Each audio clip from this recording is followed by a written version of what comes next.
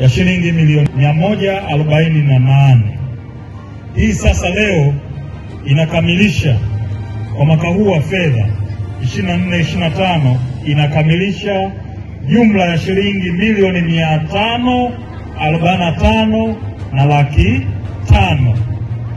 Mheshimiwa Mkuu wa Wilaya, haya ni maelekezo ya Mheshimiwa Rais kwamba 10% iende kwa kina mama, iende kwa vijana na watu wenye ulemavu. Kwa kutekeleza hilo, leo umekuja kulitekeleza hapa kukamilisha kiwango hiki cha pesa. Lakini tunaendelea kukusanya na utakuja tena kuwapatia kama maelekezo yanavyosema. Asante sana. Karibu Mheshimiwa Mkuu wa Wilaya.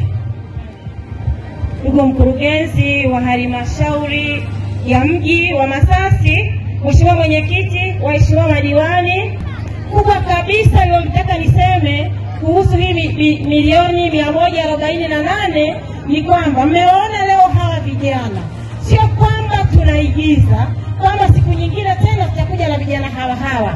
Ndio maana tumependa kuzitoa hizi fedha hadharani ili vijana wengine waone wivu wa maendeleo, wajiunge kwenye vikundi, tuendelee kutengeneza vijana wetu wazalishaji katika halmashauri yetu ya Masasi.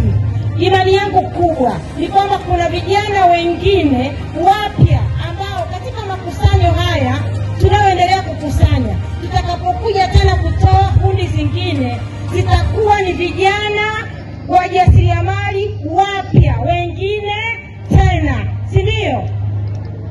Mama, punguza mdomo mtaani, fanya kazi, funga kibwebwe, ufanye kazi kama mwanamke ili upate huu mkopo na wewe uwe na mchango katika familia yako.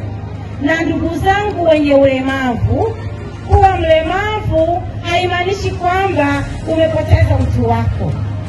Ile ni maumbile tu ambayo umeyapata, ni mapenzi ya Mwenyezi Mungu imetokea, lakini ukijishughulisha utatoa hamasa kwa wengine.